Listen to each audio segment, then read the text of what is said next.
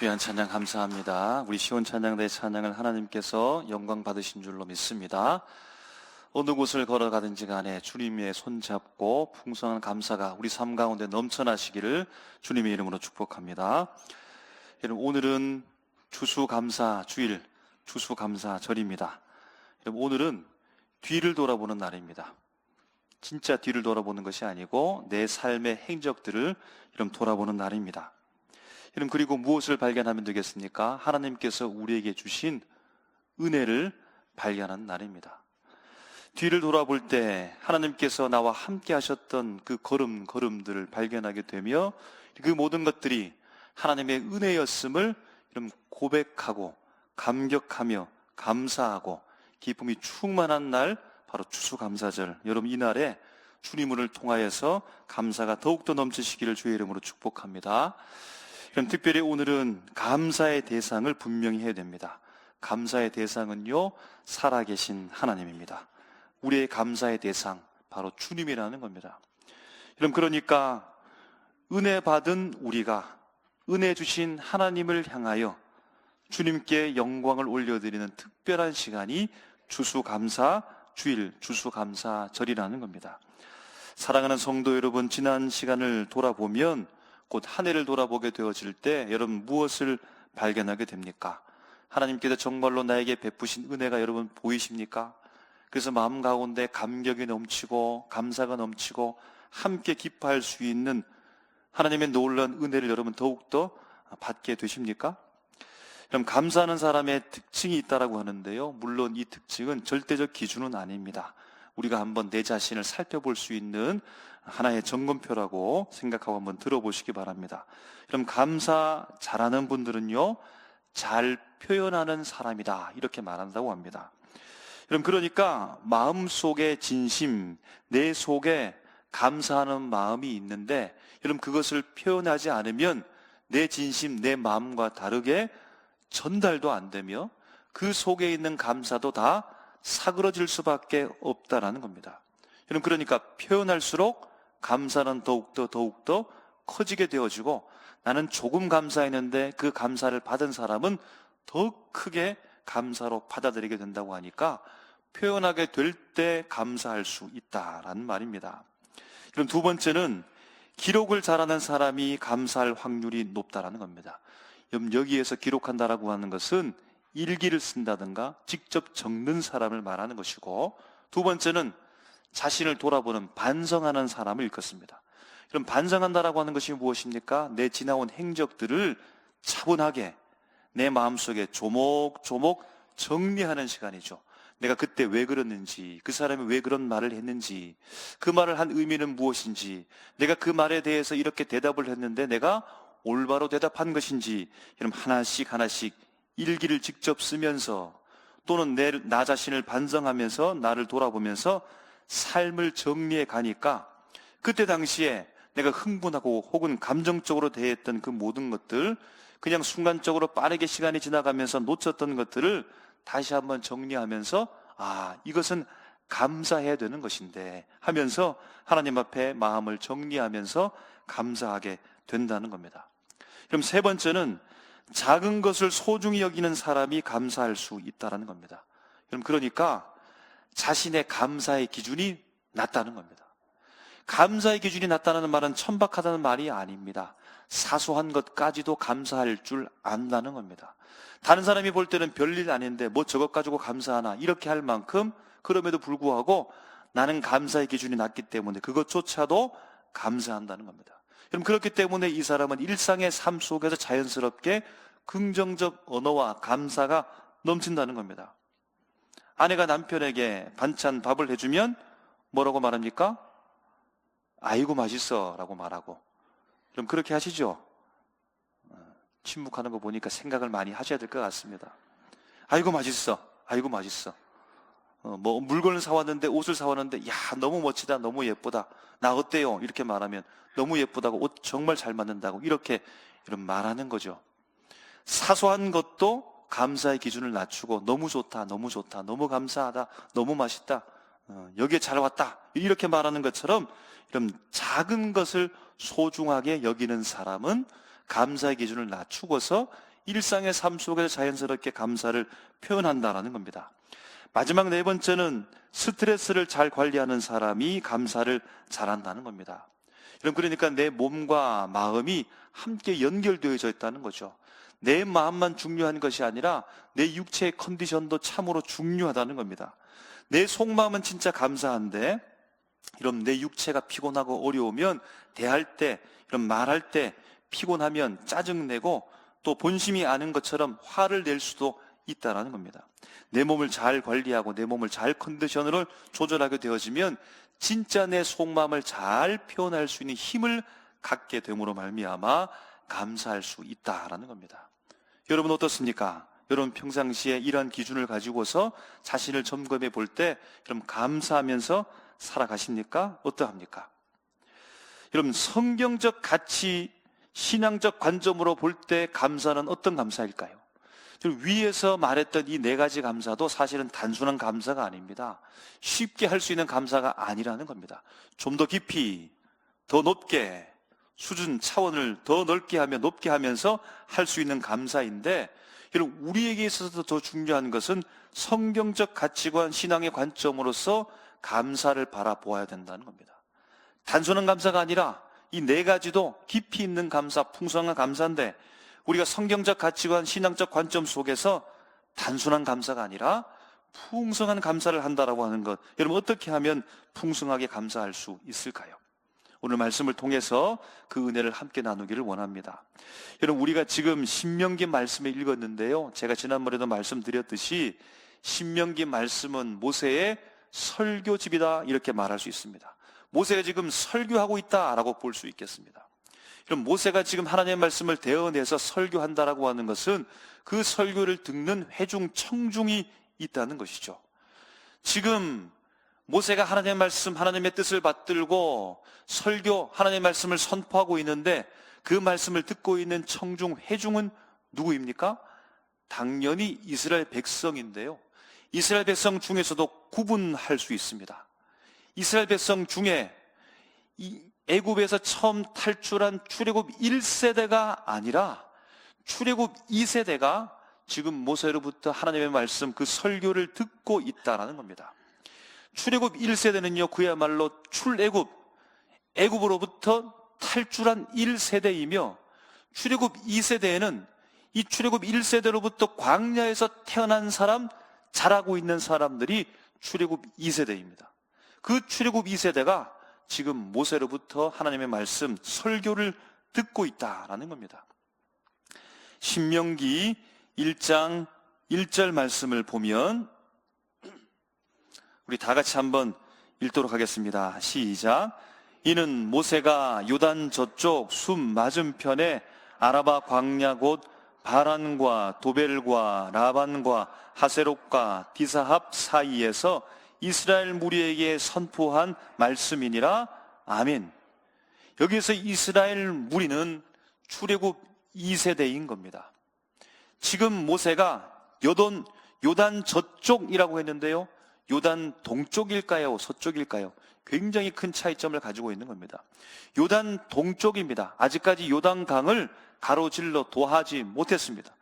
요단강을 가로질러 도하여 요단 서쪽에 지금 자리한 땅이 어느 땅이냐면 바로 그들이 지금 가고 있는 가나안 땅입니다.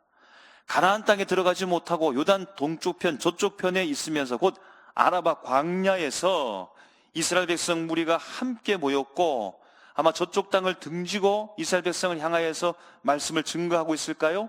모세가 출애굽 2세대, 광야에서 태어나고 자라고 있는 출애굽 1세대의 다음 세대를 향하여서 하나님의 말씀을 선포하고 있다는 겁니다. 때는 그러니까 출애굽을 시작해서 1년, 2년, 3년 이렇게 시간이 흘러서 지금 출애굽 광야의 생활이 40년이니까 지금 출애굽 후 40년째 흐르는 때에 지금 이스라엘 백성들을 모아놓고 모세가 설교하고 있다라고 볼 수 있겠습니다.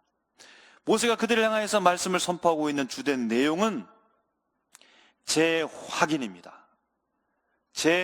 재약속입니다. 다시 언약입니다. 여러분 그러니까 전에부터 하나님께서 그들에게 말씀하시고 그들의 말씀을 통하여 그들의 삶 가운데 그들의 삶의 규범으로 받아들이고 했던 하나님의 말씀이 지금도 그들에게 다시 확인되며 다시 유효함을 알려주고 있고, 하나님께서 출애굽 1세대 그들의 아버지와 할아버지를 향하여서 주었던 그 말씀의 약속을 붙잡았는데, 그 약속이 지금 다음 세대에게도 여전히 유효하다는 사실을 알려주면서 재약속, 재확인하면서 그 말씀을 붙잡고 약속대로 살아갈 것을 명령하면서 당부하고 있다라는 겁니다. 그런데요, 모세 개인적으로 보게 되어지면 이 설교가 고별 설교입니다. 마지막 설교입니다. 아니, 나중에도 설교하고 그들을 만나고 그들과 함께 이야기하고 수많은 백성들에게 또다시 말씀을 선포해야 될 텐데 왜 마지막 설교가 되겠습니까? 이유는 모세는 지금 요단 동편에서 요단강을 건너 요단 서쪽 가나안 땅으로 들어갈 수 없었기 때문입니다. 출애굽 2세대는 다 건너서 가나안 땅으로 들어갔는데 모세는 들어가지 못했다는 겁니다. 신명기 3장 25절, 26절 우리 함께 읽겠습니다. 시작. 구하옵나니 나를 건너가게 하사 요단 저쪽에 있는 아름다운 땅, 아름다운 산과 레바논을 보게 하옵소서 하되, 여호와께서 너희 때문에 내게 진노하사 내 말을 듣지 아니하고 내게 이르시기를 그만해도 족하니 이 일로 다시 내게 말하지 말라. 아멘.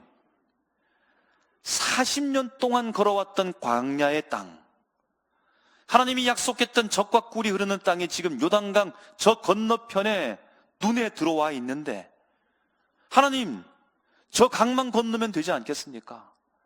제 인생, 제 모든 삶 주님을 위해서, 이스라엘 백성들을 위해서 송두리째 다 태웠는데 주님, 아니 요단강만 건너가면 되지 않겠습니까?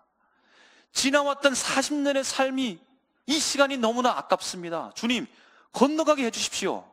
하나님이 뭐라고 말씀하실까요? 간구하고 간절한 마음으로 찾고 구하니까, 됐다, 그만해라. 이제 더 이상 말하지 말라. 이런 모세가 어떤 마음일까요? 내가 어떻게 살아왔는데, 내가 어떻게 하나님을 위해서 최선을 다해 살아왔는데, 내가 어떻게 내 인생을 포기하고 이스라엘 백성들을 위해서 송두리째 내 삶을 다 드렸는데, 아니 이 강만 건너가면 하나님께서 약속했던 자유의 땅, 젖과 꿀이 흐르는 땅, 이 아름다운 땅을 보게 되어지고, 거기서 저 멀리 백항목이 심겨져 있는 레바논 땅도 내가 볼 수 있는데, 주님 거기로 들어가게 해주십시오 라고 했는데, 더 이상 말하지 말라. 이제 더 이상 말하지 말라. 그만해도 족하다 라고 말하는 겁니다. 여러분, 그래서 오늘 말씀 전하는 것이 고별 설교 마지막 설교입니다. 여러분, 모세의 심정은 어땠을까요? 모세의 마음은 어땠을까요? 그러려니 했을까요? 그럴 수 있겠지라고 했을까요? 당연하게 받아들이면서 뭐 그럴 수도 있겠지 하면서 넘어갈 수 있을까요? 그럼 마음 가운데 얼마나 섭섭하고 서운하고 답답하고 혹은 낙심하지 않았을까요? 입장을 반대로 생각해서 우리가 만약 모세의 입장이 있다면 어떤 마음일까요? 내 모든 삶, 먹지 못하고 자지 못하고 내 마음대로 하지 못하고 내 뜻을 내려놓고 하나님의 뜻을 위해서 주의 몸된 교회를 섬겨가고 조상적부터 내려왔던 하나님의 놀라운 꿈과 비전들을 향하여서 내가 그 맥을 이어가면서 최선을 다해 살아왔는데, 너는 거기까지, 너는 됐다 라고 말하면, 여러분, 내 마음이, 우리의 마음이 얼마나 섭섭할까요? 단칼에 한마디에 끝내버리는 그 하나님이 얼마나 무심하게 보일까요? 여러분, 모세는 어땠을까요? 만약 모세의 마음이 섭섭하고 답답하고 낙심이 되었다면, 하나님의 마음처럼 마치 그가 오해하는 것처럼 차가워졌다면, 출애굽 2세대를 남남처럼 바뀌었지요. 나는 아니니까, 나와는 별 상관없는 사람들이니까 내가 할 일은 다 했고 이제 그들이 할 일이 남았고 나는 모르겠다 라고 여러분 이렇게 마음을 품지 않았을까요? 자신은 못 들어가니까요. 자신은 할 수 없으니까요. 내 일이 아니니까요. 여러분, 그렇게 생각했다면 아마 하나님의 말씀을 아무리 자세히 받았다 할지라도 이스라엘 백성들에게 건성건성 성의 없게 전달했을 겁니다. 여러분, 그런데요, 우리가 보는 바와 같이 신명기의 말씀, 모세의 설교가 무려 34장이 됩니다. 오늘 본문도 그 분량이 굉장히 깁니다. 여러분, 그러니까 겉으로만 보아도 모세의 속마음, 그 진심이 보이십니까? 섭섭하고 답답하고 서운하고 낙심될 수 있는 그 상황이지만, 그러나 하나님께서 그에게 주신 말씀을 붙잡고 34년 동안 그 긴 말씀을 이스라엘 백성 출애굽 2세대를 향하여서 말씀을 했고, 오늘 말씀도 긴 말씀으로 그의 진심을 지금 전하고 있다라는 겁니다. 여러분, 그런 관점에서 오늘 말씀을 다시 한번 보게 되면요, 모세가 이스라엘 백성을 향하여서 진실된 마음으로 그들을 부르기 시작합니다. 그들을 부릅니다. 그들을 뭐라고 부를까요? 1절에 보면 네라고 합니다. 너의 하나님에서 너, 내게, 내가. 2절 말씀에서도 내게, 3절도 같은 맥락이요, 4절에서도 그들을 향하여 네라고, 너라고 말합니다. 5절에서도 너는 이라고 말하는 겁니다. 특징을 발견하셨습니까? 지금 모세가 이스라엘 백성들을 향하여서 단수형으로 말하는 겁니다. 여러분, 그런데 이렇게 표현하는 것이 맞습니까? 이스라엘 백성 전체를 향하여 지금 모세가 그들을 부르고 있는데 너라고 하는 표현이 여러분 맞습니까? 말씀을 계속 읽어가다 보니까 모세가 혹 잘못 표현했다라고 생각했을까요? 이제는 말씀을 바꾸어서 6절부터는 다르게 부르기 시작하는데요, 우리라고 합니다. 우리. 7절에서도 우리라고 합니다. 8절과 9절도 같은 맥락이라고 볼 수 있겠습니다. 여러분, 그러면서 10절과 11절에 다시 한번 그들을 향하여 이렇게 부릅니다. 너라고 말합니다. 11절에 우리 11절 말씀을 다 같이 읽겠습니다. 시작. 내 하나님 여호와께서 너와 내 집에 주신 모든 복으로 말미암아 너는 레위인과 너희 가운데 거류하는 객과 함께 즐거워할지니라. 아멘. 여러분, 이제 말씀을 마무리하는데 마지막에 갑자기 어떤 인물을 언급하는데요, 바로 레위인들과 너희 중에 거류하고 있는 객 나그네들을 언급하고 있습니다. 이런 마지막 말씀을 마무리하면서 왜 갑자기 하나님께서는 모세를 통하여 이스라엘 백성들에게 레위인을 이야기하고 그들 가운데 함께 섞여 살고 있는 거류하는 객 나그네에 대해서 말씀하는 이유가 무엇일까요? 그럼 이스라엘 백성 공동체 가운데 수많은 부류의 사람들이 있었을 것입니다. 어린 아기로부터 나이 연세가 많은 어르신까지, 그 중에서도 각종 여러 가지 종류의 일을 하는 사람들, 어떤 특징적인 사람들이 굉장히 많이 있을 텐데, 그럼 그 중에서도 오늘 하나님께서 모세를 통하여서 이스라엘 백성들에게 말씀하시기를 레위인을 말하고 그들 중에 섞여 살고 있는, 거류하고 있는 객 나그네를 언급하고 있다는 겁니다. 왜 하필 수많은 사람들 중에 레위인을 이야기할까요? 왜 수많은 종류의 사람들 중에 왜 하필이면 그들 속에 있는 나그네를 이야기할까요? 그럼 그 이유를 찾기 위해서 오늘 본문을 다시 한번 살펴보면서 오늘 본문이 말씀하고자 있는 것을 생각해 보는데요, 모세는 지금 하나님으로부터 어떤 명령을 부여받고서 말씀을 전하고 있는데 어떤 명령을 부여받았을까요? 1절과 2절에 제가 읽어드리겠습니다. 내 하나님 여호와께서 내게 기업으로 주어 차지하게 하실 땅에 내가 들어가서, 이제 요단강을 건너 젖과 꿀이 흐르는 땅, 하나님께서 약속하신 그 땅으로 들어가서 거기에 거주할 때에 이제는 방랑하는 나그네처럼 돌아다니는 것이 아니라, 광야를 떠도는 사람이 아니라 이제 가나안 땅에 들어가 거주하여 정착해 살 때에 살아가는 겁니다.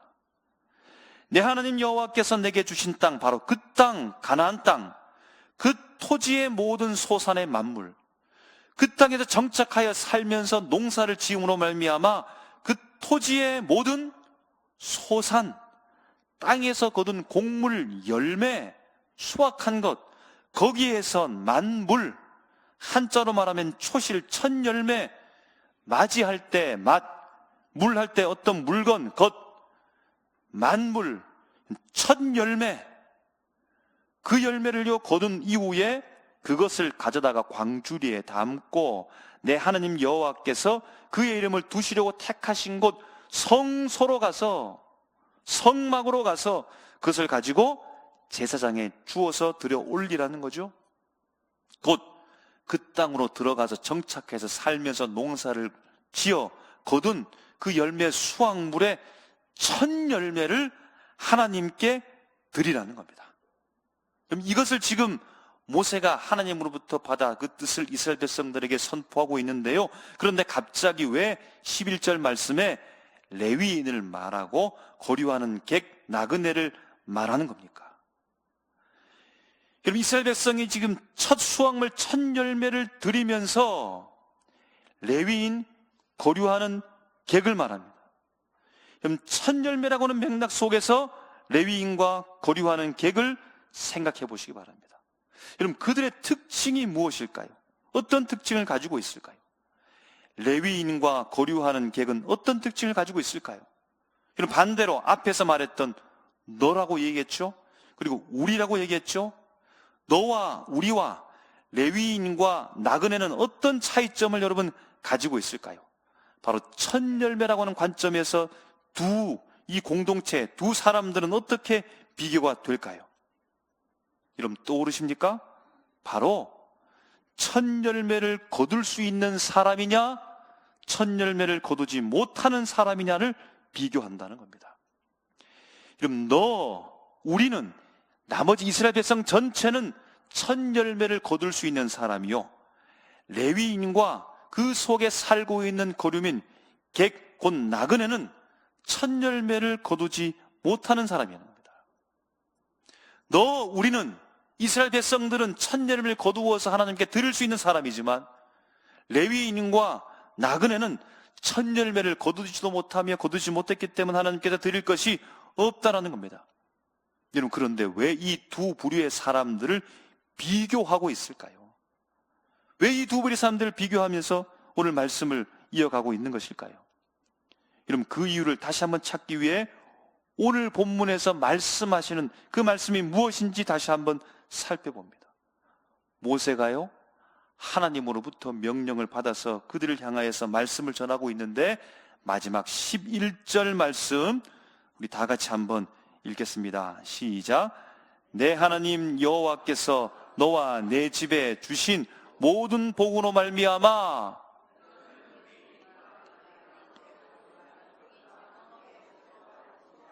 아멘. 내 하나님 여호와께서 너와 내 집에 주신 모든 복으로 말미암아. 그럼 다 줄여서 말하면, 종합해서 말하면 무엇입니까? 감사하라는데요. 감사. 첫 열매를 드려서 하나님 앞에 감사라는 겁니다. 앞에서 말합니다. 무엇에 대해서요? 너희의 조상, 또도는 유리방황하는 아람 사람 야곱으로부터 그 가족 소수가 애굽으로 내려가서 하나님의 은혜 가운데 번성하게 되어졌고, 그런데 애굽으로부터 노역과 고통 속에서 살아갔던 그 이야기를 너희가 직접 하고 생각하고 경험하고 다시 한번 되뇌일 것이며, 하나님께서 그들을 출애굽 시키셔서 지금 살고 있는 가나안 땅으로 주님께서 부르셨기 때문에, 인도하셨기 때문에 지금 자유의 몸으로 이 땅에서 농사하고 소산물을 거두고 있는데, 이 모든 것들이 다 하나님의 은혜였다는, 이 모든 것들이 다 하나님의 은혜로 말미암아 지금 너가 거두고 있는 그 첫 열매를 한 강줄이 담아서 하나님 앞에 올려드려라, 곧 감사하라고 감사 명령을 하고 있는 겁니다. 그럼 그 감사의 날에 첫 열매를 드리는 자는 하나님께 드릴 것이 있는 너와 우리이고, 이 감사의 날에 첫 열매를 거두지도 못하고 첫 열매를 드릴 수도 없는 레위인과 고려하는 객을 지금 언급하고 있다는 겁니다. 11절 후반부에 여러분, 이들과 함께 즐거워하라고. 첫 열매를 거둘 수 있고 첫 열매를 드릴 수 있는 사람과 첫 열매를 드릴 수 없고 거두지도 못했던 이 사람들과 함께 더불어 즐거워하라라고 하면서 오늘 본문의 말씀을 마무리한다는 겁니다. 감사하라. 이들과 함께 즐거워하라 라고 말씀하며 오늘 본문의 말씀을 일단락 지키며 마무리한다는 겁니다. 여러분, 이제 전체의 말씀을 한번 정리하면서 이해하려고 합니다. 여러분, 너라고 하는 단수로서 이스라엘 백성을 지칭합니다. 우리라고 하는 복수로서 이스라엘 백성들을 부릅니다. 그리고 첫 열매를 거둘 수 없는 레위인과 그 속에 거류하고 있는 나그네를 언급합니다. 여러분, 그리고 이 모든 이들이 다 감사의 명령 안에 있는 겁니다. 이 모든 사람들이 다 감사할 수 있는 사람이 되어야 된다고 명령합니다. 여러분, 그러므로 이스라엘 백성이 복수 우리이지만 단수인 너라고 지칭하는 이유는 여러분 무엇일까요? 하나님께 감사하는데요, 네가 하라는 겁니다. 하나님께 감사하는데 너가 하라는 겁니다. 너가 직접 땀 흘려 수고하고 거둔 것, 너가 직접 손을 들고 광주리에 담아서 가지고 가서 하나님 앞에 올려 드리라는 겁니다. 직접 감사하라는 겁니다. 여러분, 예전에 유치부 때, 아동부 때, 청소년부 때 부모님이 줘서 감사헌금 봉투에 헌금 담아가지고 가서 그렇게 드리는 것이 아니고, 네가 직접 수고하고 그 땅에 땀 흘려 열심히 노력하고 거둔 소산, 그 첫 열매를 한 강줄이 담아서 네가 직접, 모든 사람이지만 도매금으로 묶어서 모든 사람이 그냥 드리십시오라고 아니라 너 한 사람이 너에게 주셨던 하나님의 놀라운 은혜와 감사를 너 자신이 기억하면서 하나님 앞에 올려드리라는 겁니다. 그럼 첫 열매의 감사가 첫 열매를 거둘 수 있는 일반적인 이스라엘 백성으로 마무리되지 않고, 첫 열매를 거두지도 못하고 올려드리지도 못하는 레위인과 객과 함께, 그들과 함께 즐거워하면서 오늘 말씀이 마무리된다는 것은, 그럼 그것이 감사 명령의 완성이라는 겁니다. 그럼 그것이 풍성한 감사를 말한다는 겁니다. 첫 열매를 거둘 수 없는 그들도 일반 이스라엘 백성 곧 우리 안에 들어오는 겁니다. 함께 하는 겁니다. 그들도 함께 우리가 될 때, 그들도 함께 즐거워하게 되어질 때, 그들도 함께 손을 잡고 기쁨으로 나가게 되어질 때, 비로소 거기에서 감사가 완성이 된다는 겁니다. 그럼 1620년 영국에서 신앙의 자유를 찾아 미국으로 건너온 청교도 정착민들에 대한 이야기를 여러분 잘 알 겁니다. 이들이요, 첫 해에 혹독한 겨울을 나는데요, 추위와 질병, 식량이 부족해서 많은 어려움을 겪었는데 그냥 힘들고 지나간 것이 아니라 그 땅에 정착한 절반의 사람들이 목숨을 잃었다고 합니다. 살아남은 사람들이 근근히 살아가고 있죠. 오늘 하루 버텨냅니다. 그들은 이방의 땅에서 혼자 살아남다는 것이 얼마나 힘들다는 사실을 알면서 하나님께 도움을 구하면서 기도했답니다. 그리고 주변에 살고 있는 원주민 부족들이 지도자들과 함께 이웃들이 찾아와서 도움을 주기 시작하면서 그들에게 농사법, 사냥하는 기술을 가르쳐 줬답니다. 옥수수를 어떻게 심고 호박을 어떻게 재배하는지, 작물 키우는 법을 알려주었다는 겁니다. 이들의 도움을 가지고서 그해 가을에 청교도 정착민들이 마침내 첫 수확을 거두어서 얼마나 감사했을까요? 하나님 앞에 이 첫 수확을 첫 추수감사절로 드리면서 기쁨의 날 그때에 그들과 함께 그들에게 도움을 주었던 원주민들을 초대했다는 겁니다. 추수감사절에 그 원주민들을 초대했다는 겁니다. 삶의 배경도 다르고 언어도 다르고 습관도 다른 그들과 함께 음식을 나누어 먹으면서 그동안에 겪어왔던 고통 이야기를 하면서 기뻐하면서 그날을 보냈다는 겁니다. 하나님께 감사하고 이웃과 함께 나누면서 얼마나 감사한지, 얼마나 큰 기쁨을 누렸는지 그들이 깨달았을 것입니다. 여러분, 이것이 바로 오늘 우리가 추수감사주일, 추수감사절을 지키고 있는 유래가 된 겁니다.